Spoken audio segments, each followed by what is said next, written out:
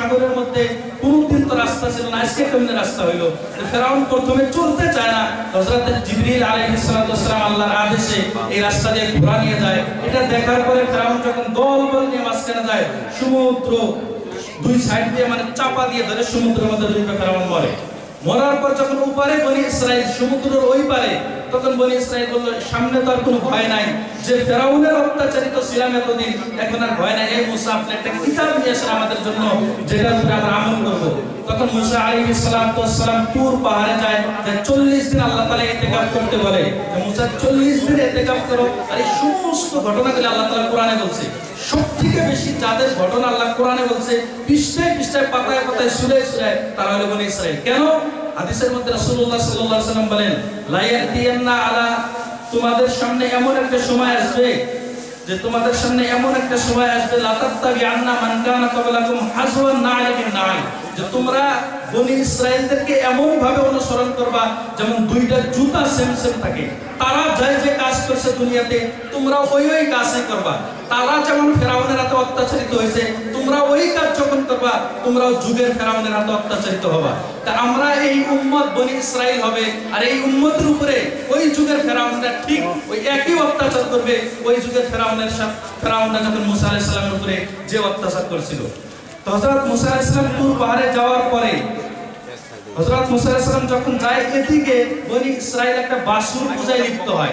এদের মাঝখানে একটা লোক থাকে সামিরি জাদুঘর, এ একটা বাসুর বানায়, মাটি দেয়, মানে সোনা রূপা এগুলো গলায় একটা বাসুর বানায়, বাসুরের মতন, গরুর বাসুরের মতন বানানোর পরে ওই যে জিবরিল আলাইহিস সালাম যে রাস্তা দিয়ে গিয়েছিল সমুদ্রে, তো মুসা আলাইহিস সালাম যখন তুর পাহাড়ে এই তাওরাত আনার জন্য আল্লাহ তাআলা ওখানে আসতে বলে, 40 দিন ইতিকাফ করতে বলে, এদিকে সমস্ত বনি ইসরাইলের দায়িত্ব দিয়ে দেয় মুসা আলাইহিস সালামের বড় ভাই হারুন আলাইহিস সালামের হাতে, যে তুমি দেখে রাখো, আমি যাইতেছি, তোমরা পরে আসো।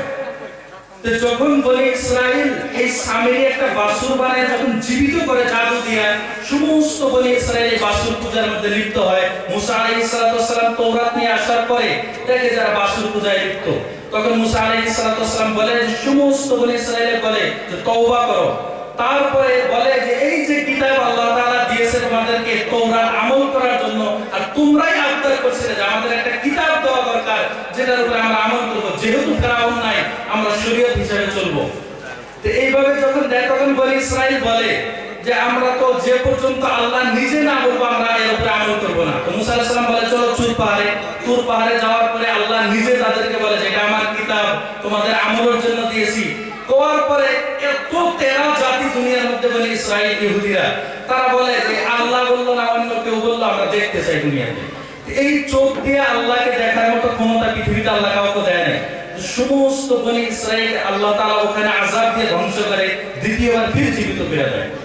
দেওয়ার পরে যখন তারা ওখান থেকে আল্লাহ তাআলা তাদেরকে অর্ডার করে যে তোমাদের যেটা মেন বাসস্থান, আগে বলেছি মুলকে শাম দেশ, তখন শাম দেশের মধ্যে মুলকে শাম বর্তমানে সিরিয়া, জর্ডান, উর্দুন, লেবানন, মিশর সবগুলো মুলকে শাম দেশের অন্তর্ভুক্ত ছিল, সব এক জায়গায় ছিল, তারপরে মানে আলাদা আলাদা হয়েছে। তো যখন তারা রওনা দিতে সময় একটা বহুত বড় একটা মরুভূমির সামনে পড়ে, যেটা সিনাই মরুভূমি বলে। আজও মিশরের আর জর্ডানের রাস্তার মাঝখানে এই মরুভূমি, কিছুটা ইসরায়েলের মধ্যে, কিছুটা উর্দুনের মধ্যে, কিছুটা লেবাননের মধ্যে, কিছুটা জর্ডানের মধ্যে। এই বিশাল মরুভূমি পাড়ি দিতে দিতে তো ওখানে খাবে কি, আল্লাহ তাআলার কাছে আবদার করে, আল্লাহ তাআলা তাদেরকে খাওয়ার জন্য জান্নাতি খাবার মান্না আর সালওয়া নাযিল করে। মান্না কি? এক ধরনের মাশরুম, যেটা মরুভূমির মধ্যে বৃষ্টি হইলে ওখানে জন্ম নেয়, যেটা বর্তমান দাম হলো 5-7 লাখ টাকা কেজি। মাশরুম এত দামি খাবার। আর একটা সালওয়া বলা হয় যে যেটা কিতাবে পাওয়া যায়, হরিণের মতন একটা জানোয়ার বা কোয়েল পাখির মতন একটা জীব, পাখি এইরকম। আল্লাহ তাআলা তাদের সামান দিয়ে পাখিগুলা বা জানোয়ারগুলা ঘুরে, তারা ধীরে ধীরে জব করে আর খায়, এইভাবে খায়। আর ওই যে মিশরের ফিলিস্তিনের দিকে আগাইতেছে, মধ্যে শাম দিকে যাইতে যাইতে তারা কিছুদিন পরে মুসা আলাইহিস সালামকে বলে যে মুসা আল্লাহর কাছে দোয়া করো, এক খাবার আর কতদিন খাবো, আমরা ডাল খাবো, আমরা সবজি আবার যাতে হয় এগুলো খাবো, পেঁয়াজ খাবো। কোরআনের মধ্যে সূরা বাকারার মধ্যে সম্পূর্ণ এইভাবে লেখা যে আমরা এগুলো খাবো। তখন আল্লাহ তাআলা বলেন যে এটা খাইতে চাও যেটা তোমাদের জান্নাতি খাবার খাওয়াইতেছি, মান্নার সালোয়া, এত দামি খাবার, এগুলো বাদে পেঁয়াজ খাবে, ডাল খাবে। তা আল্লাহ তাআলা বলেন সামনে একটা এলাকা আছে যে গ্রামের নাম হলো আরিহা বা বাইতুল মাকদিস, ওই গ্রামে ঢুকো। ওই গ্রামে হলো এমন জায়গা যেমন আমাদের জায়গা সবকিছু আবাদ হয়, ওখানে যাও। কিন্তু নির্দেশ হলো ওখানে যখন যাবা, ওখানে আমালিকা গোত্র একটা দখল করে আছে ওই গ্রামটা। ওই গ্রামটা আমালিকা গোত্র দখল করছে, তোমরা যায় যুদ্ধ করবা, তোমরা বিজয় হবা, আর ওই গ্রাম দখল করবা, ওখানে সবকিছু আবাদ হয়। এরা যখন আগে দেখে শুনে যে আমালিকা গোত্র বড় শক্তিশালী, এরা তখন বলে যে মুসা ইযহাব আনতা ওয়া রাব্বুকা ফাকাতিলা, মুসা তুমি তোমার আল্লাহ দিয়ে যুদ্ধ করে, আমরা যাব না, ইন্না আমানা কাঈদুন, আমরা এই জায়গায় বসে থাকবো। এরা যায় না। তারপরে মুসা আলাইহিস সালাতু ওয়াস সালাম যখন এই কথা মুসাকে বলল যে তুমি আর তোমার আল্লাহ দিয়ে যুদ্ধ করে, আমরা যাব না, আল্লাহ তাআলা এদেরকে শাস্তি দেয়। 40 বছর ওই যে মরুভূমির মধ্যে 40 বছর পাগলের মতো ঘুরে, সারা রাত নিজের মিশরের দিকে ঘুরে যায়, সারা রাত ঘুরে যায়, সকালে উঠে দেখে যে জায়গায় মানুষ ওই জায়গাতে কাপড় শরীরে অটোমেটিক বড় হয়, কাপড় অটোমেটিক পরিষ্কার হয়। এমন শাস্তি 40 বছর দেয়। এই 40 বছরে মুসা আলাইহিস সালাতু ওয়াস সালাম ইন্তেকাল করার পরে বনি ইসরাইলের দ্বিতীয় নবী আসে ইউশা বিন নুন আলাইহিস সালাম, যেটা হযরত মুসা আলাইহিস সালামের খাদিম ছিল, মানে খেদমত করার জন্য সাথে থাকতো। যে খিজির আলাইহিস সালামের ঘটনার মধ্যে সেম আছে। যখন মুসা আলাইহিস সালাম ইন্তেকালের পরে ইউশা বিন নুন দ্বিতীয়বার নবী হয়, নবী হয়ে উনি যুদ্ধ করে এই আমালিকা গোত্র দখল করে, মানে এই জায়গাটা দখল করে বাইতুল মাকদিস, যেখানে মসজিদ আকসা। আর আল্লাহ তাআলা তাদেরকে আদেশ করে উদখুলু হাদিহিল কারিয়াতা, যে এই গ্রামে ঢুকতে সময় যে কবা আল্লাহ আমাদেরকে maaf করো, আর মাথা নিচে করে সিজদারত অবস্থায় এই গ্রামে ঢুকবা। কিন্তু বনি ইসরাইল ওই যে তেরা জাতি, হিত্তাতুনের জায়গায় তারা বলল হিন্তাতুন, আল্লাহকে গম দেন। হিন্তাতুন মানে গমের দানা। আল্লাহ বলল maaf চাও, হিত্তাতুন মানে আল্লাহ maaf করো, আর এরা বলল আল্লাহ গম দাও। ওই গ্রামে ঢুকলো, আল্লাহ ঢুকলো, বললো যে মাথা নিচে করে ঢুকবা, এরা পাছা উল্টে দিয়ে মাথা আকাশ দিয়ে ঢুকে, সবকিছু উল্টা। এই উম্মত সবকিছু উল্টা করবো, যারা বনি ইসরাইলে যা করছে এই উম্মত ওই সেম করবো। তো ওদেরকে যেমন আল্লাহ তাআলা ধ্বংস করেছে ফিরআউনের হাতে, এই যুগের বনি ইসরাইল যারা হবে মুহাম্মাদী উম্মতে, তাদেরকে আল্লাহ তাআলা একই অবস্থাতে ধ্বংস করবো। তখন যারা ঢুকে, ওইভাবে ঢোকার পরে হযরত ইউশা বিন নুন যুদ্ধ করতে করতে কিছুটা যখন বিজয় হয়, বিজয় হওয়ার পরে দেখে যে বনি ইসরাইল এদের সাথে মিলে যুদ্ধ করতে চাইতেছে, কিন্তু বেলা ডুবে। আর পরের দিন থাকে শনিবার, আমাদের যেমন শুক্রবার দামি দিন, বনি ইসরাইলের শনিবার দামি দিন, ইবাদতের দিন। আর বনি ইসরাইলের মধ্যে শনিবারে যুদ্ধ করা নিষেধ। ইউশা বিন নুন আলাইহিস সালাম ভাবলো যে আজকে যদি যুদ্ধ বন্ধ হয়ে যায়, আগামীকাল তো আমাদের এমনি ছুটির দিন শনিবার, তারপরের দিন আজকের যে চেতনা, আজকের যে চাহিদা তাদের যুদ্ধ করার, হয়তো এই পরিস্থিতিতে 2 দিন পরে নাও থাকতে পারে। আল্লাহর কাছে দোয়া করলেন, আল্লাহ আজকের দিনটা লম্বা করে দেন। ইতিহাসে বলা হয় ওই একদিন সূর্যকে আল্লাহ তাআলা ডুবায় নাই, দিন লম্বা করে দিয়েছেন। আর দোয়াতে যেটা বুখারীতে আছে, মুসনাদে আহমদের মধ্যেও আছে। তো দিন লম্বা করার পরে ইউশা বিন নুন আলাইহিস সালাতু ওয়াস সালাম বিজয়, মানে যুদ্ধ করে বিজয় হয়ে বনি ইসরাইলের সাথে দেয়। ইনার ইন্তেকালের পরে হযরত ইউশা বিন নুন আলাইহিস সালাতু ওয়াস সালাম ইন্তেকালের 300 বছর পরে শামুয়েল আলাইহিস সালাতু ওয়াস সালামে আল্লাহ ফির নবী বানায় পাঠায় এই গোত্রের মধ্যে। তখনও ফির উনি কিছু ওইখানে ফিলিস্তিনের কিছু এলাকা উনিও মানে বিজয় করে, শর্টকাট করে গেছে, উনিও বিজয় করে। তারপরে নবী বানায় পাঠায় হযরত দাউদ আলাইহিস সালাতু ওয়াস সালামে। আর আল্লাহ তাআলা নবীদের মধ্যে সবথেকে বেশি ভালো কণ্ঠর অধিকারী ছিলেন দাউদ আলাইহিস সালাম। উনি যখন জব্বুর তিলাওয়াত করতেন, সমস্ত সমুদ্রের মাছ এসে, বনি ইসরাইল থাকতো সমুদ্রের পাড়ে, সমস্ত মাছ এসে সমুদ্রের টানে এসে ওনার তিলাওয়াত শুনতেন। জব্বুর এত মধুর তিলাওয়াত ছিল। এইভাবে যখন আসে, এরা মাছ মারার জন্য সব রেডি হয়। আল্লাহ তাআলা বলেন লা তা'তাদু ফিস সাবতি, সমস্ত সপ্তাহের প্রত্যেক দিন মাছ মারবা, শুধু শনিবারের দিন মারবা না। কে? এটা দামি দিন। তো বনি ইসরাইল তারা কি শনিবারের দিন মাছ মারে না, শনিবারের দিন যায় জাল পাইতে এসে বানা দিয়ে এসে রবিবারের দিন যায় মাছ ধরে। আল্লাহ তাআলা সমস্ত বনি ইসরাইল কোন কিরাদাতান ফাসিন সবগুলোকে আল্লাহ তাআলা বান্দর বানায় দিয়েছেন। যারা মাছ মারতে আল্লাহ তাআলা নিষেধ করেছিলেন, আল্লাহর একটা নিষেধ না মানার কারণে সমস্ত বনি ইসরাইলকে আল্লাহ তাআলা বান্দর আর শুয়োরে রূপান্তরিত করেছিলেন। যে উম্মতে মুহাম্মাদি ফজর পড়ে না, জোহর পড়ে না, আসর পড়ে না, মাগরিব পড়ে না, ইশা পড়ে না, আল্লাহ বান্দর বানায় না কে? আল্লাহ শুয়োর বানায় না কে? এই রাসূলুল্লাহ দোয়া করেছিলেন, ইয়া আল্লাহ আমার উম্মতের উপরে এমন কোন আযাব দেন না যে চেহারা বদলে যায়, মাটির মধ্যে গাইরা যায় আর সমস্ত উম্মত একসাথে ধ্বংস হবে, এমন কোন আযাব দেন না। আল্লাহ তাআলা দেয় না, বরং যতটা অপরাধ আমরা করি তখনকার বনি ইসরাইল যে অপরাধ করছে সেম অপরাধ এই উম্মত করে, তারা যা যা করছে তাই তাই, কিন্তু হালাক করে না রাসূলুল্লাহর দোয়ার কারণে শুধু এতটুকু। তারপরেও বুখারী শরীফের একটা রিওয়ায়াত আছে যে এই যুগের মধ্যে লাস্ট জামানায় এমন কিছু লোক হবে তারা রাতে গান শুনতে শুনতে শুবে, সকালে উঠবে তো দেখবে চেহারা বান্দর হয়ে গেছে, শুয়োর হয়ে গেছে, বুখারীর রিওয়ায়াত আছে। সেজন্য সাবধান, হেডফোন লাগায় শুনলাম, যদি সকাল হয় ফির যদি বান্দর হয়ে যায়, ফির যদি শুয়োর হয়, পরীক্ষার জন্য শুয়ের না কাজ করে আছে, দেখি হয় নাকি। মিরদাতের মধ্যে মোল্লা আলী কারি রাহিমাহুল্লাহ একটা ঘটনা লিখছেন, হাদিসের মধ্যে আসে কেউ যদি রুকুর আগে, ইমামের রুকুর আগে কেউ যদি রুকু করে আল্লাহ তাআলা তার চেহারা বদলায়, গাধার চেহারা বানায় দেন। তো একজন বড় ধরনের মুহাদ্দিস হাদিস পড়াইতে সময় এই হাদিসটা যখন করে পড়ানোর সময় ওনার খেয়াল আসে দেখি হয় কিনা, আমি একদিন ট্রাই করব।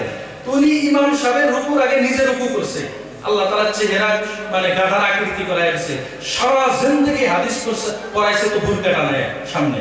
সেজন্য হাদিসের কোন অংশকে সূর্য পশ্চিম আকাশে উদয় হতে পারে, রাসূলুল্লাহর একটা কথা কিঞ্চিত পরিমাণ উল্টো হবে, এটা বিশ্বাসটা মুসলমানের জন্য কম সম্ভব না, আর এটা হবেই হবে যদি কেউ পরীক্ষা করে আজকে। সেই জন্য যে রাসূলুল্লাহ সাল্লাল্লাহু আলাইহি ওয়াসাল্লাম বলেছেন যে এই উম্মত সেম বনি ইসরাইলের মতো চলবো, তো বনি ইসরাইল সবগুলো শুয়োর আর বান্দর বানায় আকৃতি করায় দেয়।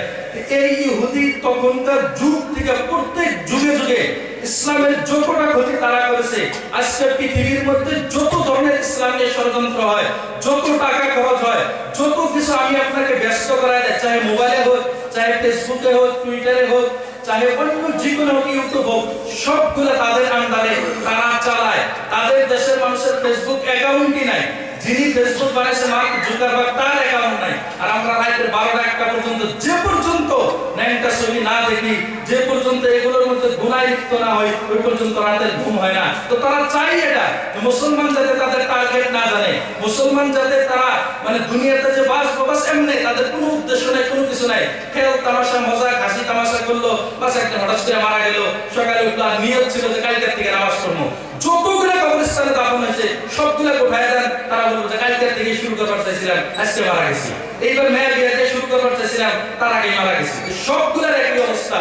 সেই জন্য প্রত্যেক যুগে যুগে এই উম্মত বনি ইসরাইলের সেম কাম করবো, নিজের উদ্দেশ্য যে কি জন্য আল্লাহ পাঠাইছে বা কি করা লাগে, দুনিয়ার কল্যাণ, দুনিয়ার সফলতা কোন রাস্তায়, ওই দিকে নিজের টার্গেট বানায় চলা।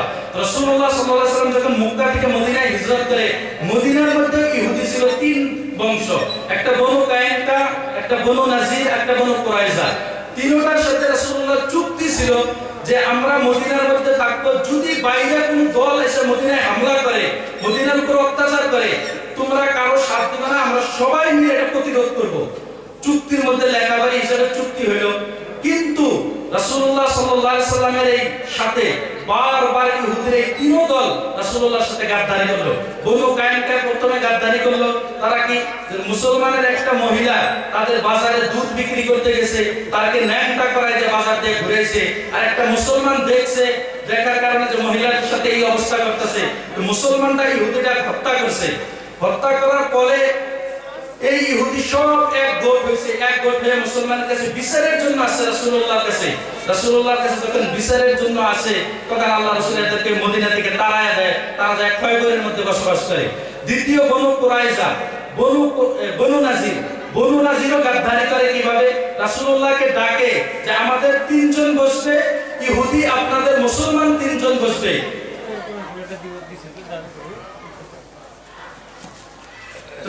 ওরা 3 জন বসে, যে আমাদের ইহুদি 3 জন বসবে, তোমাদের মুসলমানও 3 জন আসো।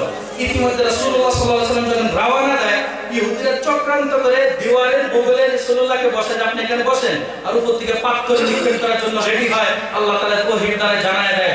তখন আল্লাহ রাসূল সাল্লাল্লাহু আলাইহি ওয়াসাল্লাম ইহুদির এই দ্বিতীয় গ্রুপ, যেটা বনু নাজির বলা হয়, এদেরকেও মদিনা থেকে ভাগায় দেয়। 3 নম্বর গ্রুপ বনু কুরাইজা। তখন রাসূলুল্লাহ সাল্লাল্লাহু আলাইহি ওয়াসাল্লাম খন্দকের একটা যুদ্ধ হয়, ওই যুদ্ধের মধ্যে এরা যায় মক্কার কাফেরদের সাথ দেয়, সাথ দেওয়ার ফলে রাসূলুল্লাহ সাল্লাল্লাহু আলাইহি ওয়াসাল্লাম এদেরকেও মদিনা থেকে তাড়ায় দেয়। সবগুলো যায় খয়বরে জমা হয়। খয়বরের যুদ্ধের টাইমে রাসূলুল্লাহ সাল্লাল্লাহু আলাইহি ওয়াসাল্লাম যত খয়বরের মধ্যে কিলা, যেমন লাল কিলা দেখছেন, আগ্রা আগ্রার লাল কিল্লা, দিল্লির লাল কিল্লা, ওই বড় বড় দেওয়াল বানায় ওর ভিতরে ইহুদি থাকে। তো মুসলমান অনেক দিন মিলে যুদ্ধ করে সবগুলো মুসলমানের দখলে আসে পুরা খায়বরের জমিন, আর ইহুদিদেরকে ভাগায় দেয়।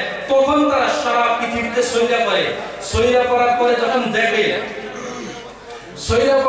যখন দেখে যে মুসলমান দিন দিন আন্তর্জাতিক পরিমাণে ইসলাম প্রচার হইতেছে, সারা পৃথিবীতে ইসলাম চলতেছে, কিভাবে ষড়যন্ত্র করবে তো কোনো ষড়যন্ত্র পায় না, কোনো বুদ্ধি পায় না। রাসূলুল্লাহ সাল্লাল্লাহু আলাইহি ওয়াসাল্লামের ইন্তেকালের পরে আবু বকর রাদিয়াল্লাহু তাআলা আনহু খিলাফতের ময়দানে যখন বসে, তখন তারা এই সুযোগ নিতে পারে না।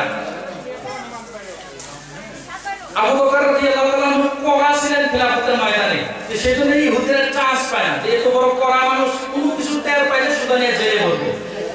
আবু বকরের খিলাফত চলে যাওয়ার পরে ওমর ফারুক রাদিয়াল্লাহু তাআলা আনহু যখন খিলাফতে আসে, তাও ইহুদিরা কোনো ধরনের চালাকি করার সাহস পায় না, কে উনি বড় কড়া মানুষ। তারপর ওনার ইন্তেকালের পরে শাহাদাত শহীদ হওয়ার পরে উসমান রাদিয়াল্লাহু তাআলা আনহু যখন খিলাফতের মুসনাদে খিলাফতে বসে, তখন ইয়ামান দেশের একটা লোক যার নাম হলো আব্দুল্লাহ ইবনে সাবা, এ হলো ইহুদি। 5টা দেশের নাম মুখস্থ করেন, মদিনা, ইয়ামান, বসরা, কুফা, শাম আর মিশর, 6টা মদিনা বাদে। এই 6টা দেশের মধ্যে ঘুরে যখন আব্দুল্লাহ ইবনে সাবা সানা থেকে উঠে আর টের পায় যে মুসলমানের বিজয়ের কারণ হলো মুসলমানের একতা, আর এই একতা নষ্ট কেমনে করবো? কৌশলে। কারণ শক্তি দিয়ে অনেকবার দেখছি, বদরে হারছি, উহুদে হারছি, খন্দকে হারছি, হাজার মানে শত যুদ্ধতে আমরা পরাজিত হয়েছি, শক্তি দিয়ে মুসলমানের সাথে বিজয় হতে পারি নাই। তাহলে এখন কি করা যায়? কৌশল করো, কৌশলে মুসলমানের এই একতা নষ্ট করো, আর মুসলমানের যে বিজয়ের যেটা মেইন কারণ যে মুসলমান এক হয়ে চলতেছে, এই একতা নষ্ট করে দাও। আব্দুল্লাহ ইবনে সাবা ইয়ামানের রাজধানী সানা থেকে দাড়ি ছেড়ে দিল, জুব্বা পরলো, ওইরা মদিনায় আসলো, আইসা নকল মুসলমান হইল, মানে মুনাফিক, উপরে উপরে মুসলমান সাজলো। সাইজা মদিনা দিয়ে চলে, ঘুরে ঘুরতে ঘুরতে একদিন উসমান রাদিয়াল্লাহু তাআলা আনহু কয়, উসমান তখন রাদিয়াল্লাহু তাআলা সরকার, ওনাকে বলে যে আপনি আমার মদিনার কোনো দায়িত্ব দিতে পারেন। তখন উসমানকে, আরে আপনার দায়িত্ব দেব মানে আপনি নতুন করে মুসলমান হলেন, আপনি খিলাফতের কি বুঝেন, আপনি দেশের কি বুঝেন? তো যখন দেয় না, তো মদিনা থেকে যখন চান্স পায় না, মদিনা থেকে যায় বসরা, 5টা দেশের নাম আগেই পেলাম, মদিনা থেকে বসরা যায়, যাওয়ার পরে বদনাম শুরু করে যে উসমান খলিফা হওয়ার যোগ্য না, মদিনার মধ্যেও শুরু করে কিন্তু চান্স পায় না। বসরায় যায় উসমান খিলাফতের যোগ্য না, কেন? উসমান বাইতুল মাল থেকে, রাষ্ট্রীয় মাল থেকে, ইসলামিক ব্যাংক থেকে, রাষ্ট্রীয় ব্যাংক থেকে টাকা পয়সা নিয়ে নিজের আত্মীয় স্বজনকে দেয়। দ্বিতীয় নম্বর আরো কি করে, আলীর মতন লোক থাকতে, যিনি রাসূলুল্লাহর জামাই, রাসূলুল্লাহর হাশিমি বংশের লোক, আলীর মতন লোক থাকতে উসমান কেমনে তোমাদের সরকার হয়? মানে মুসলমান খোঁচান শুরু করলো। আর জানেন লিকুল্লি সাকিতাতে লাকিতা, প্রত্যেক গ্রুপেরই লোক থাকে। দুনিয়াতে কেউ যদি নির্দলীয় দাঁড়ায় তাও হলে 2টা ভোট পাবো, দুনিয়ার সব লোকই থাকে। তো যখন দেখলো যে মানে বসরার মধ্যে প্রপাগান্ডা শুরু করলো কি, যে উসমান খলিফা হওয়ার যোগ্য না। কে যোগ্য না? যে উনি বাইতুল মাল থেকে নিজের আত্মীয় স্বজনকে দেয়। আমাদের দেশে যেমন মেম্বার হইলে আগে নিজের বাপ দাদারে সবকিছু দেওয়ার পরে যদি 2-4 কেজি বাসে তাহলে গ্রামের মানুষ পায়। তো ওইটা অপবাদ দিল। রাস্তাওয়ালা সেন দেখ সবুজ না বাংলা আবার উপর হইছে চলতে দাও, রাস্তা সাইড দেন না। দেখ বয়ান করতেছে না, একটা ঘটনা শোনাইতেছে, লাস্টে যাইতে আর কি কভার চাইতেছে, কিন্তু এদিকে আড়াই ঘন্টা সব শেষ হয়ে গেল। আমি কি মুখস্থ করেছি 15 দিন থেকে এত করি, আপনি বলে আধা ঘন্টা কি ঘড়ি দেখতে চাই করতেছে, এই জন্য তাও যদি এদিকে করেন। তো যখন বসরায় গেলেন, যাই এই প্রপাগান্ডা শোনাইলো কি, যে উসমান রাদিয়াল্লাহু তাআলা আনহু উনি খিলাফতের যোগ্য না, কে? রাসূলুল্লাহর জামাই বাইসে আছে আলী, উনি থাকি উনি খলিফা হয়, খলিফা মানে সরকার তখনকার যুগে, তো যোগ্য না। তো বসরার যিনি গভর্নর ছিলেন বলেন এরকম তো সুবিধার না, বসরায় থাকবার দিল না, যাও এখান থেকে ভাগো। বসরা থেকে গেল কুফা, কুফার গভর্নর হলো নুমান ইবনে বাশির রাদিয়াল্লাহু তাআলা। কুফাতেই একই কথা, উসমান খলিফার যোগ্য না, কে? আর নিজের জামাই থাকতে, হাশিমি বংশের লোক থাকতে উসমানের মেলা দোষ, খলিফা হওয়ার যোগ্য না। তখন কুফায়ও নুমান ইবনে বাশির থাকবার দিল না, এখান থেকেও ভাগো। কুফা থেকে যায় মুলকের শাম দেশে, আর মুলকের শাম দেশের সরকার ছিল আমিরে মুআবিয়া রাদিয়াল্লাহু তাআলা আনহু। আর পৃথিবীতে মুসলমানের যতগুলো সরকার গেছে, মানে চুকা বুদ্ধির সরকার সবথেকে বেশি হলো আমিরে মুআবিয়া রাদিয়াল্লাহু তাআলা আনহু, খুব ব্রিলিয়ান্ট সরকার। তো যখন ব্রিলিয়ান্ট সরকার ওনার ওখানে গেল, যাই একই কথা, যে উসমানের তোমরা সরকার গেলে কে মানো তোমাদের? যখন এইভাবে কয় আবু দরদা রাদিয়াল্লাহু তাআলা আমার সামনে এই কথা বলছে, উনি টাইলে নিয়ে আমিরে মুআবিয়ার কাছে গেছে, এই লোক এই কথা কয় যে উসমান খলিফা হওয়ার যোগ্য না। তখন আমিরে মুআবিয়া বলল যে এখান থেকে ভাগো, ওখান থেকে ভাইগা গেল মিশরের মধ্যে। আর মিশরে যায় দেখে যে মিশরের মধ্যে কিছু লোক আগের থেকে উসমান রাদিয়াল্লাহু তাআলার বিরুদ্ধে কিছু লোক আছে। এই আরো চান্স পাইল যে আমি যে মিশর নিয়ে নামছি এখানে তো আরো লোক আছে। মিশরের মধ্যে মানে চুরি পুরো মিশরের মধ্যে উনি এই প্রোপাগান্ডা ছড়াইলো যে উসমান রাদিয়াল্লাহু তাআলা খলিফা হওয়ার যোগ্য না। ইতিমধ্যে প্রত্যেক দেশে দেশে থেকে কিছু কিছু লোক হাতে হয়ে গেছে, বড় গ্রুপ হয়েছে, এমন আর একলা নাই, বড় গ্রুপ হয়েছে। মিশরের মধ্যে আরো কিছু লোক সবগুলা সাথে নিয়ে তখন আমর ইবনুল আস রাদিয়াল্লাহু তাআলা টের পায়।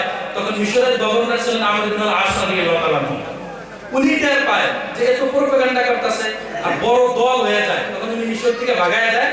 তখন এই আব্দুল্লাহ ইবনে সাবা তার দল বল সহকারে সব এসে মদিনায় আসে। মদিনায় আসার পরে আলী রাদিয়াল্লাহু তাআলা আনহুর কাছে যায় যে আপনি থাকতে উসমান কেমনে খলিফা হয়। আলী রাদিয়াল্লাহু তাআলা আনহু তাআলে আপনি এই কথা বলতেছেন, আপনার মুখে থেকে তো ভালো কথা মানায় না। ওখানে যখন চাষ পায় না, ওখানে পুরো বিদ্রোহ শুরু করে। ইতিমধ্যে জিলহজ মাস আসে, সব বড় বড় সাহাবা মদিনা থেকে হজ করার জন্য মক্কা যায়। এর মধ্যে আয়েশা রাদিয়াল্লাহু তাআলা আনহাও মক্কায় চলে যায় হজ করার জন্য। আর তার মধ্যে সেটা এই আব্দুল্লাহ ইবনে সাবা দেখে যে বড় বড় সাহাবা তো সব মক্কায় গেছে, এখন চান্স। উসমান রাদিয়াল্লাহু তাআলা ঘরে ঢুকে, শুক্রবারে ঘরে ঢোকার পরে এরা যায় ঘর চারের মধ্যে ঘেরাও করে।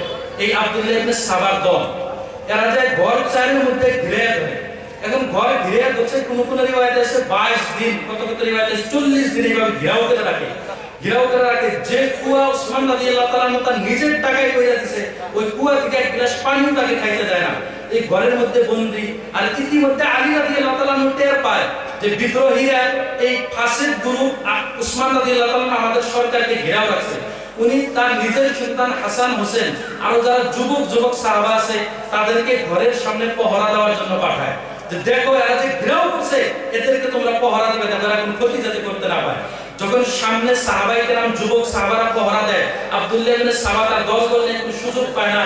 কিন্তু ঘরের পাশ মোড়া দিয়ে ভিতরে ঢুকে উসমান রাদিয়াল্লাহু তাআলা এই সোজা তলোয়ার আঘাত করে। তো যখন রক্ত পড়ে উনি কোরআন তেলাওয়াত করতেছিলেন, 111 নম্বর আয়াত কোরআনের সূরা বাকারা, সায়াকফিকাহুমুল্লাহ, যে আল্লাহ তাদের বিরুদ্ধে যথেষ্ট। আর ওনার স্ত্রী নাইলা রাদিয়াল্লাহু তাআলা আনহা উনি আগায় যায়, ওনারও হাত এখান থেকে কাইটা দুই টুকরো হয়। উসমান রাদিয়াল্লাহু তাআলা শহীদ হলো। মনে রাখবেন 35 হিজরি জিলহজ মাসের 21 তারিখে এই যে মুসলমানের একতা নষ্ট হইল উসমান রাদিয়াল্লাহু তাআলা শহীদ হওয়ার পরে, আজও উম্মত আর এক হবার পায় না। এখান থেকেই উম্মতের মধ্যে বিতর্ক শুরু। তার আগে সমস্ত মুসলমান এক ছিল, এই একতা নষ্ট করলো যারা, একজন ইহুদি এমন থেকে এসে আব্দুল্লাহ ইবনে সাবা মুসলমান দাবি করে অথচ মুসলমান না, মুসলমানের ক্ষতি করে মুসলমানের মধ্যে নামদারি মুসলমানরা। যখন উসমান রাদিয়াল্লাহু তাআলা শহীদ করলো, পুরো মদিনার মধ্যে হইচই ছুটে গেল উসমান রাদিয়াল্লাহু তাআলা শহীদ হয়েছে। এখন তারা চিন্তা করলো যে এখন যদি নতুন কোন সরকার আছে, আমাদের তো রেহাই নাই, কারণ নতুন সরকারের প্রথম পদক্ষেপ কি নিব যে আমাদের সরকারের যারা মারছে, আমাদের খলিফাকে যিনি শহীদ করেছে যারা, তাদের আগে বিচার হওয়া লাগবে। তখন এরা গ্রুপ বানাইলো যে কিছু কিছু লোক কবাজ আগে বিচার হবো, কিছু কিছু গ্রুপ আছে যারা আলীর বদলে যায় বলো তোমাকে খলিফা বানাই। একদল যায় বললো আলী রাদিয়াল্লাহু তাআলা আনহু বলল যে আপনাকে খলিফা বানাই, আপনি খলিফা হন। আলী বলল না, আমি তো খলিফা হবো না। সব সাহাবা ইতিমধ্যে দুই দলে বিভক্ত হয়ে গেল। এখন চক্রান্তে একদল কয় আগে সরকার বানাও, আরেক দলকে আগে বিচার করো তারপরে সরকার বানাও। আলী রাদিয়াল্লাহু তাআলা দেখলো এখন যদি সরকারের ভার না নেই নিজে, তাহলে আরো গ্রুপিং হবে, আরো দল বিভক্ত শেষ হবে। আলী রাদিয়াল্লাহু তাআলা বলল আমার হাতে আগে বায়আত হও। আর তখনকার সরকারি পদ্ধতি হলো সমস্ত সাহাবা বায়আত হওয়া, হাতের উপরে হাত দিয়ে স্বীকার করা, এমন যেমন ভোট দিয়ে যাওয়া। তো তারা সব যখন কিছু কিছু সাহাবা স্বীকার হলো যে আপনাকে সরকার দিয়ে আমার নাম, কিছু কিছু স্বীকার হইতেছে না। কে আগে বিচার করেন, উসমান হত্যার আগে বিচার হবো, তারপরে আপনাকে সরকার দিয়ে আমার নাম। আয়েশা রাদিয়াল্লাহু তাআলা আনহার কাছে তালহা রাদিয়াল্লাহু তাআলা আনহু, জুবাইর রাদিয়াল্লাহু তাআলা আনহু ইনারা চিঠি লেখে আয়েশার কাছে। আর আয়েশা রাদিয়াল্লাহু তাআলা কোথায় আছে? মক্কায় হজে গেছে। আয়েশা রাদিয়াল্লাহু তাআলা যখন মক্কায় চিঠি পায় যে মদিনার মধ্যে আমাদের খলিফা উসমানের শহীদ করা হয়েছে, আর বিদ্রোহকারী মানে মুসলমানরাই শহীদ করছে যারা দাবি করে মুসলমান। তো উনি খবর পাওয়ার পরে ইতিমধ্যে দুই গ্রুপ হয়ে গেছে, এখানে ঝগড়া চলতেছে। এক দল বলতেছে আগে সরকার বানাই, আর এক দল বলতেছে আগে বিচার করি। তো তারপরে যখন আয়েশা রাদিয়াল্লাহু তাআলা ওখান থেকে খবর পায় যে উসমানের শহীদ করা হয়েছে মদিনার মধ্যে। তো তখন উনি জিজ্ঞেস করে এই হত্যা যে করা হয়েছে আর ষড়যন্ত্র কোথায় থেকে হয়েছে? বলে বসরা থেকে। চলো মক্কা থেকে সুদায় রওনা দিল, আর মদিনায় আসলেন আয়েশা রাদিয়াল্লাহু তাআলা, বসরায় চলে গেলেন। আলী রাদিয়াল্লাহু তাআলা খবর পায় যে আম্মা জান আয়েশা বসরায় গেছে, মক্কা থেকে মদিনায় আসে নাই। আর সাথে তালহা জুবাইর রাদিয়াল্লাহু তাআলা ইনারাও সুদায় বসরা গেছে আয়েশা রাদিয়াল্লাহু তাআলা আনহার সাথে। তে আলী রাদিয়াল্লাহু তাআলা ভাবলো তাই ওখানে যায় আম্মা জানের সাথে দেখা করে যেগুলো একটা পরামর্শ করব। আলী রাদিয়াল্লাহু তাআলা মদিনায় সাইরা বসরায় গেল। কার সাথে দেখা করতে? আয়েশা রাদিয়াল্লাহু তাআলা আনহার সাথে দেখা করতে। যায়া বসরার সাথে দুই দল এক জায়গায় হয়। যখন দুই দল এক জায়গায় হয়, হওয়ার পরে এক দল আয়েশা রাদিয়াল্লাহু তাআলা আনহার দলে যারা, আনহার দলে যারা, তারা বলে যে আগে উসমানের বিচার হবে, উসমান হত্যার, তারপরে আমরা আপনাকে সরকারে দিলাম। আলীকে বলে। আর আলী রাদিয়াল্লাহু তাআলা আনহার দলের লোক কি বলছে? আগে যে আগে আমরা সরকার বানাই, তারপরে হত্যার বিচার করব। তো রাইতে সব পরামর্শ হলো কি করা যায়। তো সব মুসলমান পরামর্শ হলো, তা আম্মা জান আয়েশা আলী রাদিয়াল্লাহু তাআলা আনহু পরামর্শ দিলেন যে আপনি মদিনায় যান, মদিনায় যাইয়া আগে হত্যার বিচার করেন, তারপরে আপনাকে আমরা সবাই আপনার হাতে বায়াত দিয়ে সরকার মানব। তো সবাই আলী রাদিয়াল্লাহু তাআলা স্বীকার করলেন, ঠিক আছে। রাত হয়ে গেছে, সকালে আমি মদিনায় চলে যাব। সমস্ত সাহাবারা একটু ঘুমাইলো, মানে দুই দলই কোনো টেনশন নাই, কারণ একটা ফয়সালা হয়েছে যে সকালে এরা মদিনায় যাবো, যাই উসমান হত্যার বিচার করবো, আমরা 2-4 দিন পরে মদিনায় যাই তাদের হাতে হাত দিয়ে বায়াত দিয়ে তাদেরকে সরকার গ্রহণ করবো। কোনো ধরনের লড়াই ঝগড়া কিচ্ছু নাই, মীমাংসা হয়ে গেল। রাত্রে দুই দল দুই মিনিট টানলো। আয়েশা রাদিয়াল্লাহু তাআলা আনহু গ্রুপের যারা, তারা এই পাশে তাম্বু টানাইছে, আলী রাদিয়াল্লাহু তাআলা আনহু গ্রুপে এই পাশে তাম্বু টানাইছে। এই যে বিদ্রোহ দল যারা আব্দুল্লাহ ইবনে সাবা, তারাও বসরাইছে, আমরাও যাবো, যাই কি করে ওরা। এরা এসে কি করছে, আলী রাদিয়াল্লাহু তাআলা আনহু এই পাশ থেকে পাথর ঢেলাইছে এমগুরা তাম্বু, এমগুরা পেন্ডেলের মধ্যে পাথর ঢেলাইছে। ইনারা কি ভাববো যে তাহলে আমাদের সাথে গাদ্দারি কেরা করলো? আলী রাদিয়াল্লাহু তাআলা আনহু। যে আলী রাদিয়াল্লাহু তাআলা আনহু গ্রুপে আমরা রাইতে চুক্তি করলাম, আর রাইতে রাঙ্গের উপরে পাথর ঢেলাইতেছে, মানে চুক্তি মানলো না। এই যে দুই দল ঝগড়া লাগলো, এই দুই দল একভাবে দুই মুড়া থেকে তীর আর তলোয়ার চলে মুসলমানে যুদ্ধ শুরু হইলো। আয়েশা রাদিয়াল্লাহু তাআলা আনহু উটের পিঠে দাঁড়ায় যুদ্ধ করতেছে। যখন আয়েশা রাদিয়াল্লাহু তাআলা আনহু তীর লাগিয়ে পইরা যায়, তখন যুদ্ধ থাইমা যায়। তখনকার যুগে যুদ্ধের একটা নিয়ম ছিল যে সেনাপতি যিনি থাকবো উনি যদি পইরা যায় তাহলে যুদ্ধ বন্ধ হয়ে যায়। তাই আয়েশা রাদিয়াল্লাহু তাআলা উটের পিঠে যতক্ষণ দাঁড়ায় ছিলেন, যুদ্ধ চলতেছে, মুসলমান। তালহা রাদিয়াল্লাহু তাআলা আনহু শহীদ হয়ে গেছে, মুসলমানের তীর নাই গে। জুবাইর রাদিয়াল্লাহু তাআলা আনহু শহীদ হয়ে গেছে, মুসলমানের তীর নাই গে। আলী রাদিয়াল্লাহু তাআলা আনহু গ্রুপ থেকে তীর মারছে, ইনারা শহীদ। দুই পাশেই মুসলমান সাহাবায়ে কেরাম। এই যুদ্ধে যখন আয়েশা রাদিয়াল্লাহু তাআলা আনহু উটের পিঠে থেকে পড়ে যায়, উটের আরবি হলো জামালুন, সেজন্য এই যুদ্ধকে বলে জঙ্গে জামাল। মানুষ মনে করে যে এখানে মানে আয়েশা রাদিয়াল্লাহু আনহুর দোষ আসলে কারো না, দোষ হলো তৃতীয় পক্ষে। আমি আপনার সাথে মহব্বত ঠিকই আছে, আর এক পক্ষে চক্রান্ত করে এই কথা অন্য লাগাই দেয়, কথা অন্য লাগাই দিয়ে মানে লাগাই দিল ঝগড়া, যেটা জিন্দেগিতে একটা বাস্তব না। সেই জন্য চিরকালের জন্য মনে রাখতেন যে আমি আপনার সাথে মহব্বত থাকতে হবে, ডাইরেক্ট আলোচনা করেন, তৃতীয় পক্ষের কথা শুনে কোনো সময় বিদ্রোহ করবেন না, লড়াই ঝগড়া যাবেন না। তো যখন এইভাবে ঝগড়া হলো, হওয়ার পরে যুদ্ধ থাইমা গেল, দুই মুড়াই থাইমা যাওয়ার পরে আলী রাদিয়াল্লাহু তাআলা আনহু তখন মদিনায় চলে আসলেন। আসার পরে আলী রাদিয়াল্লাহু তাআলা ওখানে আছে, ওখানে থাকার পরে আয়েশা রাদিয়াল্লাহু তাআলা না মদিনায় চলে আসলো দলবল নিয়ে। যখন মদিনায় চলে আসলো, ওদিকে মুলকের শাম দেশের গভর্নর ছিলেন কারা? আমিরে মুআবিয়া রাদিয়াল্লাহু তাআলা, উনিও ওখান থেকে আগে আসলেন এই বসরার মধ্যে। ওনারও দাবি একটা যে আগে উসমান হত্যার বিচার হবে, তারপরে আলী রাদিয়াল্লাহু তাআলা আমরা খলিফা হিসেবে গ্রহণ করব। যখন একই দাবি, এই বিদ্রোহীরা বললো যে এদের মাঝখানে একটা ঝগড়া লাগায় দাও। তখন কি করলো, আলী রাদিয়াল্লাহু তাআলা এসে কানে কানে বলতেছে, আলী রাদিয়াল্লাহু তাআলা জানে যারা মুসলমান, কানে কানে বলতেছে যে মুলকের শাম দেশে যে আমিরে মুআবিয়া আছে, এ আপনার বিরুদ্ধে ষড়যন্ত্র করতেছে, ভুল কথা, এ আপনার বিরুদ্ধে ষড়যন্ত্র করতেছে, মানে এ আপনাকে সরকার হিসেবে মানতেছে না। এদিকে আলী রাদিয়াল্লাহু তাআলা এই খবর পায়া হযরত আমিরে মুআবিয়া সরকারি পদে থেকে বাদ দিয়ে দেয়, মানে মুলকের শাম দেশের যে গভর্নর থাকে এই সরকারি পদে থেকে ওনাকে বাদ দিয়ে দেয়।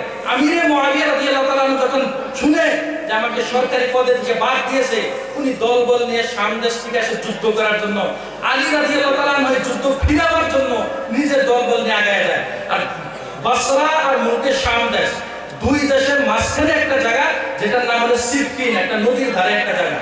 এই জায়গার মধ্যে দীর্ঘ 2 মাস মুসলমানের যুদ্ধ হয়।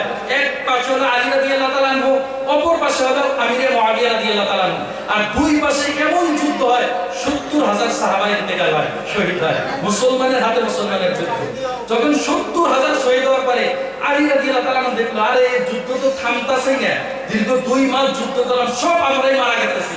তখন উনি আপোষ করলেন, চলো আমরা আপোষ করে নিই। যখন আপোষ করলো, ওই যে বিদ্রোহী দল আব্দুল্লাহ ইবনে সাবার দল, তারা দেখলো আবার মিলতেছে না, এখন কি করা যায়? তখন এসে বললো যে আলী রাদিয়াল্লাহু তাআলা আনহু মুআবিয়ার সাথে হাত মিলার কারণে আলী রাদিয়াল্লাহু তাআলা আনহু হচ্ছে ফাসিক, নাউজুবিল্লাহ। আর মুআবিয়া রাদিয়াল্লাহু তাআলা আনহু আলীর সরকার দিলে মানলো দেখে ইনি হচ্ছে কাফের। মানে একটারে কাফের দিল আর একটারে দিল ফাসিক। আলী রাদিয়াল্লাহু তাআলা আনহু কে ফাসিক? আমিরে মুআবিয়ার সাথে হাত কেটে দিল। মানে আর আমিরে মুআবিয়া কাফেরকে আলী রাদিয়াল্লাহু তাআলা আনহুর সাথে খলিফা কেন মানবে না? কাফের। এই যে মাঝখান থেকে এই দলটা বাইরে গেল, এর নাম বলে খাওয়ারিজ। ইসলামের মধ্যে হাদিসের মধ্যে আসে যে আখিরি জামানায় এমন কিছু লোক হবে যাদের কোরআন তেলাওয়াত তোমাদের থেকে বেশি, তারা নামাজ তোমাদের থেকে ভালো করবে, তাদের রোজা তোমাদের থেকে বেশি থাকবে, কিন্তু তাদের ঈমান তাদের গলার নিচে চাপবে না। এরাই হলো খাওয়ারিজ। এই হাদিসগুলো, এই খাওয়ারিজটা বেরিয়ে গেল। আলী রাদিয়াল্লাহু তাআলা আনহু ফের মদিনায় চলে যায়। মদিনায় চলে যাওয়ার পরে অনেক ধরনের ষড়যন্ত্র হয়, আর ইসলামী খেলাফতটা তখন মদিনা থেকে বের করে নিয়ে কুফায় যায়। আলী রাদিয়াল্লাহু তাআলা আনহু তখন মানে নিজের যেটা রাষ্ট্রীয় ভবন, ওটা কুফায় বানায়, মদিনা থেকে কুফায় চলে গেল। তো কুফায় যাওয়ার পরে এই বিদ্রোহ গ্রুপ, আব্দুল্লাহ ইবনে সাবার গ্রুপ, এক রাতে প্ল্যান বানাইলো যে এক রাতে দেশের 3টা সরকার, মুলকে শাম দেশের আমিরে মুআবিয়া, মিশরের মধ্যে আমর ইবনে আল-আস রাদিয়াল্লাহু তাআলা আনহু, আর কুফার মধ্যে আলী রাদিয়াল্লাহু তাআলা আনহু, যেটা মদিনার খেলাফত কুফায় নিয়ে গেছেন।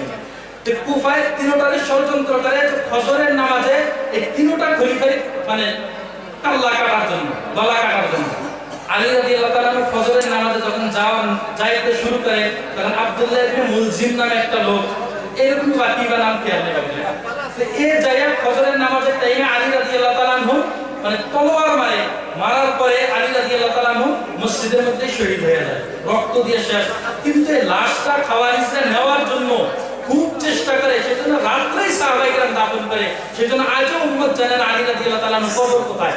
মানুষ কয় উটের উপরে আলী সাহেবের কবর, কে কয়? এই জন্য আলী রাদিয়াল্লাহু তাআলা আনহু রাত্রে শহীদ হয়েছে ফজরের নামাজের টাইমে, আর উম্মত জানে না কবর কোথায় দিয়েছে। দ্বিতীয় আমর ইবনে আল-আস মিশরে, উনি ফজরের নামাজ পড়াবার উনি যায় না, উনি ফজরের নামাজ পড়াবার যায় না, ওনার বেমার থাকে।